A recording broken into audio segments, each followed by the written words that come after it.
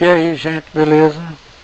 Vamos estudar movimento uniformemente variado com o gráfico da posição pelo tempo e do gráfico da velocidade pelo tempo. O gráfico da posição pelo tempo em vermelho, o gráfico da velocidade pelo tempo em azul.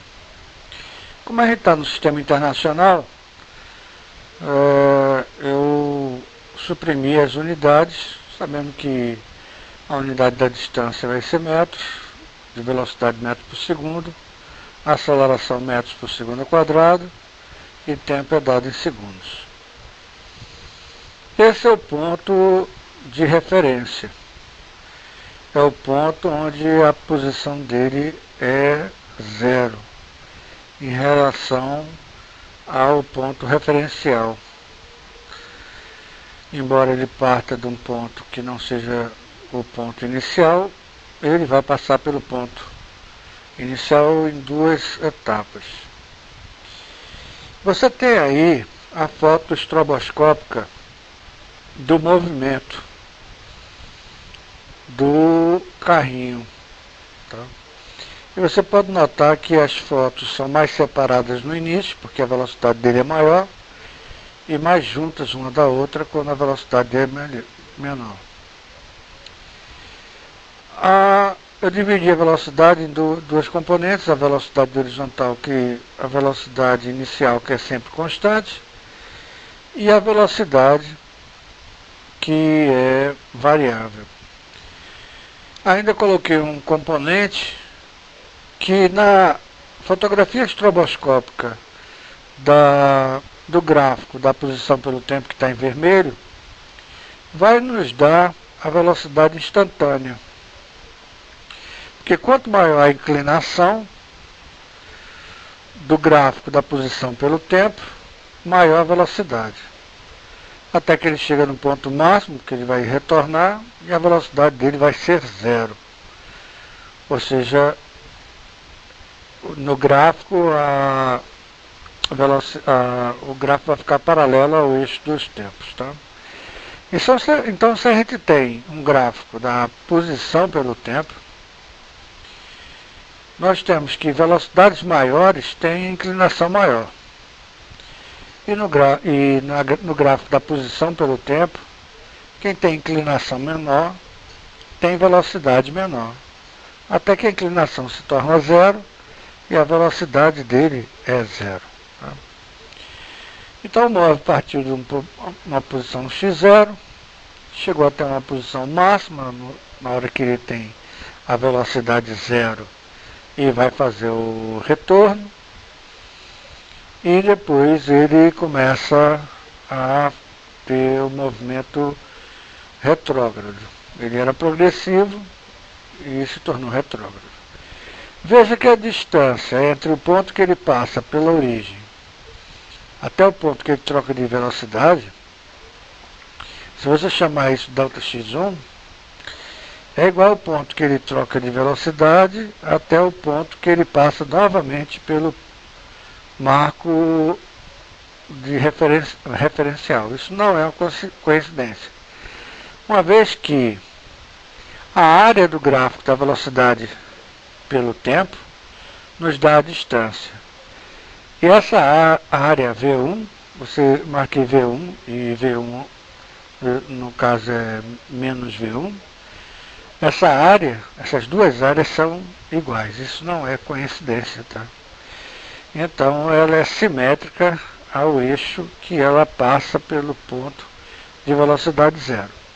Se você tiver um gráfico, não da velocidade, desculpe aí, o erro não é da velocidade pelo tempo, o erro, consertem aí, não é da velocidade pelo tempo, e sim da distância pelo tempo, da posição pelo tempo. No gráfico da posição pelo tempo, troque o V pelo um x, quem tem maior inclinação tem maior velocidade. Então você tem V2, V3, V4, então a velocidade 4 é maior do que a velocidade 3, que é maior do que a velocidade 2, porque a inclinação de 4 é maior do que a inclinação de 3. Então inicialmente ele tem uma inclinação alta, tangencialmente ao gráfico da posição pelo tempo. Então ele tem uma velocidade grande. Já quando ele se aproxima do ponto que ele vai ter velocidade zero, a inclinação dele é zero. Então ele vai ter cada vez menos a inclinação menor. Bem, agora vamos aí para a simulação e vamos ver o que acontece. Ele partiu com a velocidade inicial de 100, posição inicial menos 410 e aceleração menos 8 metros por segundo ao quadrado. A gente está tudo no sistema internacional. Tá? Então vamos ver alguns pontos que a gente deve levar em consideração e que são importantes para a gente fazer uma avaliação estudando o movimento uniformemente variado. Tá? Alguns pontos são de fundamental importância. Por exemplo, o ponto que ele para voltar. Ou seja, o ponto que a velocidade dele é zero. Tá? Veja que o tempo, ao instante, é 12,5 segundos. Nesse instante que ele para voltar. Tá? Continuando o movimento, agora ele está com a velocidade negativa, então ele está voltando. E ele passa novamente pelo ponto zero até atingir o ponto menos 10 metros.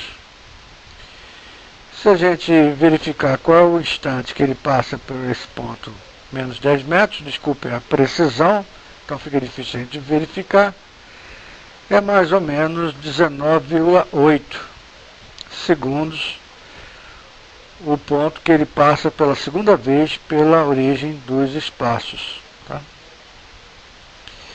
Então 19,8 segundos é um instante a considerar. Tá? E o outro instante a considerar é o ponto que ele passa pela origem novamente, que é 5,2 segundos. Tá? Então ele passa indo com uma determinada velocidade, a gente vai ver que essa velocidade de ida é igual à velocidade de volta em módulo, e se eu somar o tempo que ele cruza o eixo dos tempos, ou seja, o instante que ele passa pelo referencial zero, 19,8 segundos, com um instante que ele passa pelo referencial pela referência zero, a gente vai ver que se eu somar e dividir por 2, o tempo vai dar 12,5 segundos. Isso também não é uma coincidência. Tá?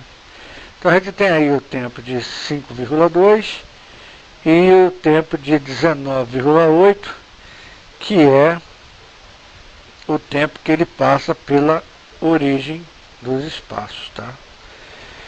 Essa velocidade, menos 58,1, tá? Desculpa a precisão, vai ser a mesma velocidade que ele tinha antes. Então, se eu somar 19,8 com 5,2 e dividir por 2, eu vou achar o instante que ele tem velocidade zero, que é exatamente no meio entre a velocidade que ele passa na origem dos espaços indo e depois a velocidade que ele passa na origem dos espaços voltando. Tá? Então você tem aí 12,6, 12,5, tá? Desculpa a precisão. Então se você fizer o cálculo, basta somar 19,8 mais 5,2 dividido por 2, vai dar 12,5 segundos, beleza? Então, nesse ponto que ele passa pela origem dos espaços, que vai dar 5,2 segundos aproximadamente, ele tem uma determinada velocidade. A velocidade em módulo é igual à velocidade de ida, igual à velocidade de volta. Tá?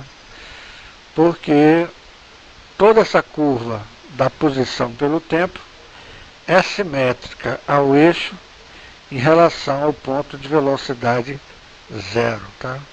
Onde ele muda de sentido.